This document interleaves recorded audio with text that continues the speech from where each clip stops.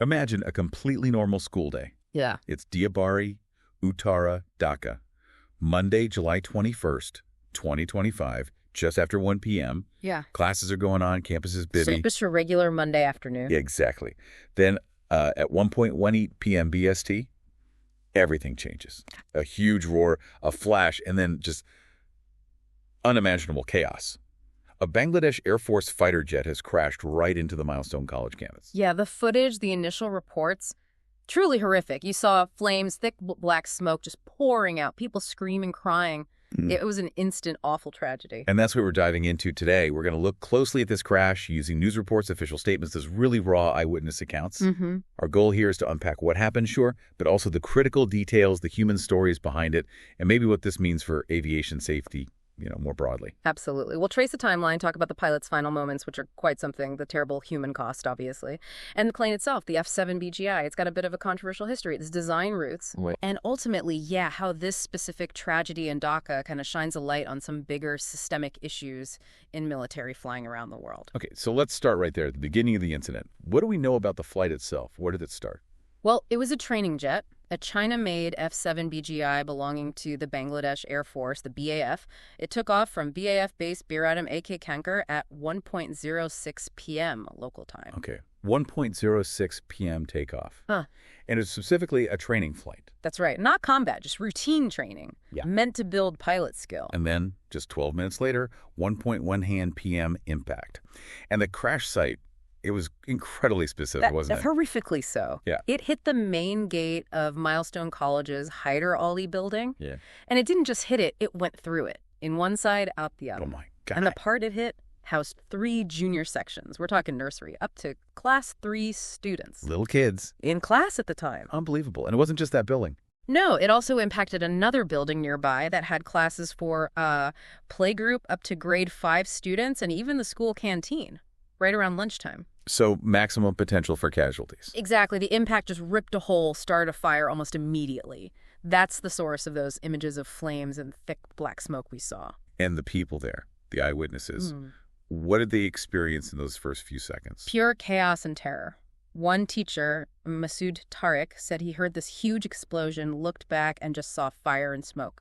Nothing else. Just instant disorientation. Total panic, but also incredible bravery. Teachers, staff, they apparently just rushed towards the danger, trying to pull people out, rescue anyone trapped. Social media videos captured that rawness, people screaming, crying, just absolute horror. And as the dust, or rather the smoke, began to settle, the true cost started becoming clear. What are the official numbers on fatalities? The official count confirmed 19 deaths. 19 people gone. 19. Who were they? It includes the pilot, Flight Lieutenant Tukir Islam. And then, tragically, 16 students and 2 school teachers. One of the students was just in the 3rd grade. 16 kids. Yeah. There was a comment online reportedly from someone at the Dhaka Medical College burn unit, described the scene, the victims, as very gory and mostly middle school going children. It just hammers home how devastating this was. Beyond those lost, the number of injured was also huge. Over 164 people injured, mostly suffering from burns. Serious burns requiring immediate specialized care. Where were they all taken? That many people must have overwhelmed the nearest hospital. They had to be spread out, taken to the National Institute of Burn and Plastic Surgery, CMH Dhaka, Kurmitola General Hospital, Uttar Adhunik Hospital, several places. It really shows the scale of the emergency response needed. The whole system had to kick in fast. And the impact rippled out, didn't it? Even students who weren't there. Right. There was this quote from Rafika Taha, a 16-year-old student at the school. She wasn't on campus, thankfully, but she saw the footage later. What did she say? Just, my God, it's my school. That shock, that personal connection, it tells you everything about how this ripped through the community's sense of safety. Their school. Let's talk about the pilot. Flight Lieutenant Tukir Islam, also known as Tukir Islam Sagar. His story is central here. It was his first solo mission. Yes, incredibly, his first solo flight in this aircraft type.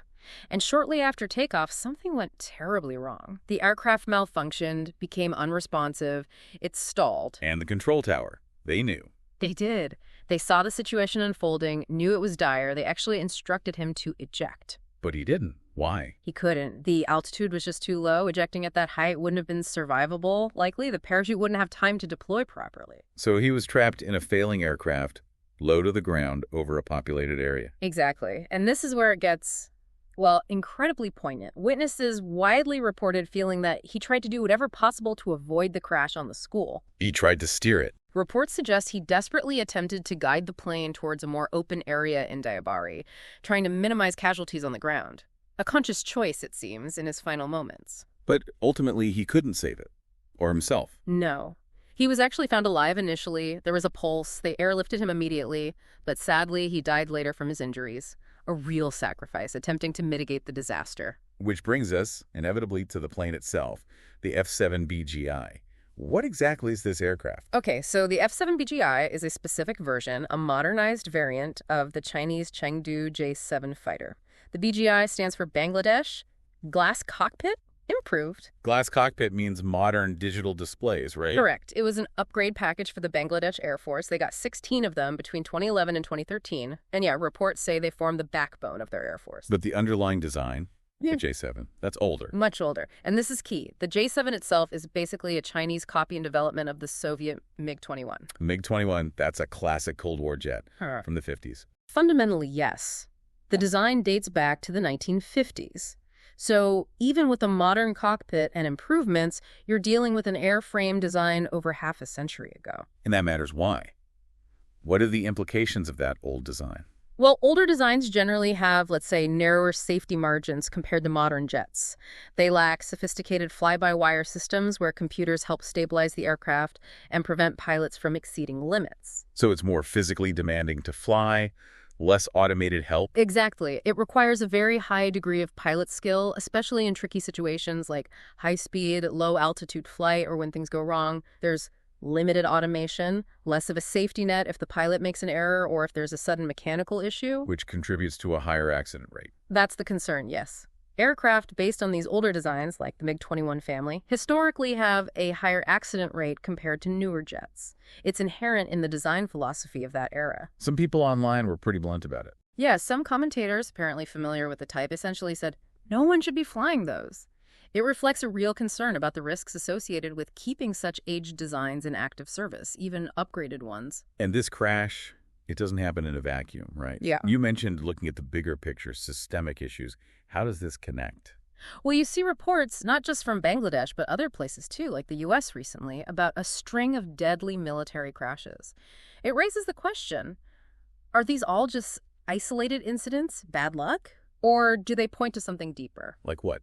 What kind of systemic issues are we talking about? One argument you often hear is about budget priorities. Sometimes the focus and the funding goes towards the shiny cutting-edge tech, the brand new fighters, the advanced systems. Big ticket items. Right. There are often big lobbies for big ticket systems, but there isn't always the same kind of lobby for aviation safety, for the less glamorous but absolutely critical stuff like rigorous maintenance, spare parts for older fleets, enough flight hours for pilots. So the nuts and bolts get less attention.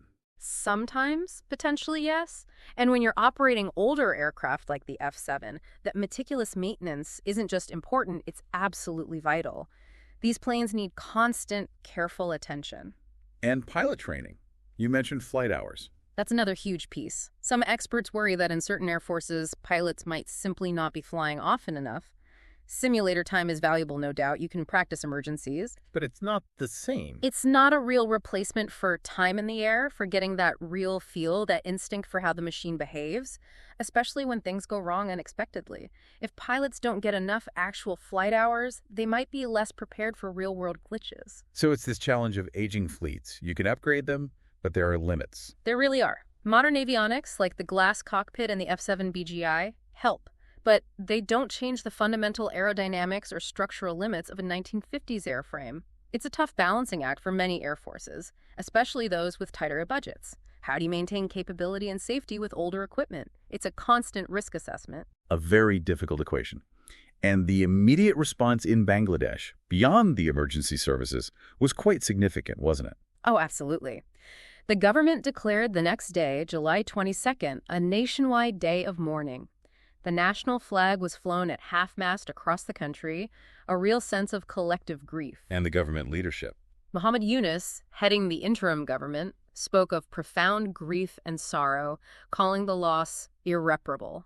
He also pledged that they would take necessary measures for the investigation and to help the families affected. Practical steps were taken too, right? Hotlines, donations. Yes, an emergency hotline was set up quickly. The Bangladesh Red Crescent Society put out a call for donations to support the injured and their families. And on the ground, you had the army involved, multiple fire engines, and that Air Force helicopter airlifting the injured, a major mobilization. And crucially, there's an investigation underway now. Yes, the Bangladesh Air Force has launched a formal inquiry.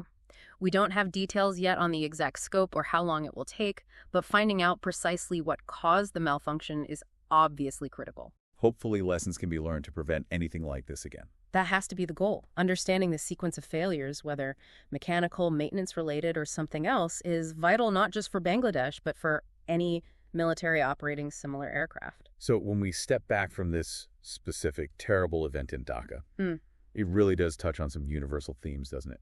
Courage, technology, safety. Definitely. It's a stark reminder of how fragile safety can be, even with trained professionals and, military hardware.